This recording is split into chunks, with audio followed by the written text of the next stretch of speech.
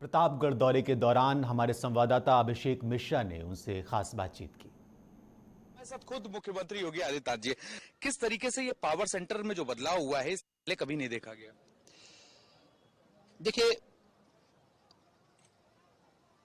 Bharatiya Janata party जिस विचार परिवार का प्रतिनिधित्व करती है,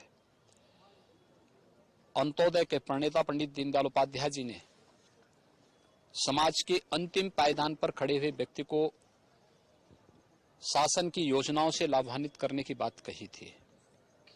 उसकी दिक्कतों को समझने, उन्हें शासन की योजनाओं से लाभान्वित करने की बात कही थी। और आज उस अभियान को, उस संकल्प को चरितार्थ करने का कार्य किया है देश के यशस्वी प्रधानमंत्री आदरणीय नरेंद्र मोदी जी ने।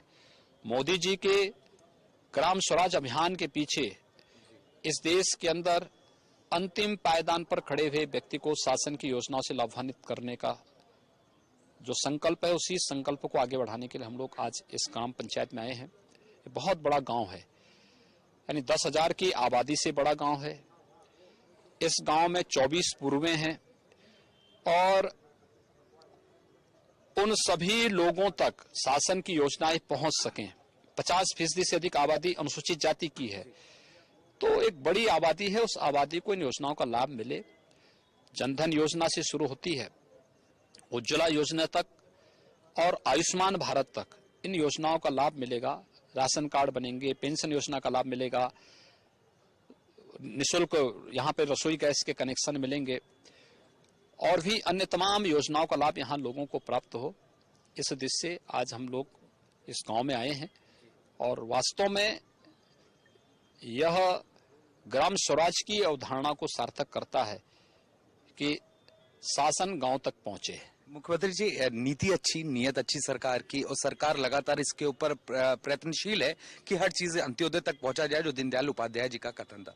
सर, लेकिन जब आज आपने कार्यक्रम रखा, सुरक्षा घेरा तोड़ के लोगों को बुलाया, आपके पास लोग आए और अपनी चिंता व्यक्त की, कई शिकायतें आप तक पहुंचाई है, उसको किस तरीके से सुनते हैं कि मतलब मशीनरी जो है वो आप लोगों के काम में कहीं ना कहीं रोड़ा डालती है? सर देखिए, मशीनरी रोड़ा नहीं डालती है। मशीनरी पिछले 15 वर्षों की जंग को हटाने में कुछ न कुछ कड़े कदम उठाने पड़ेंगे और मुझे लगता है शासन की योजनाएं वह क्रमशः लोगों तक पहुंचाने की दिशा में एक अभियान है।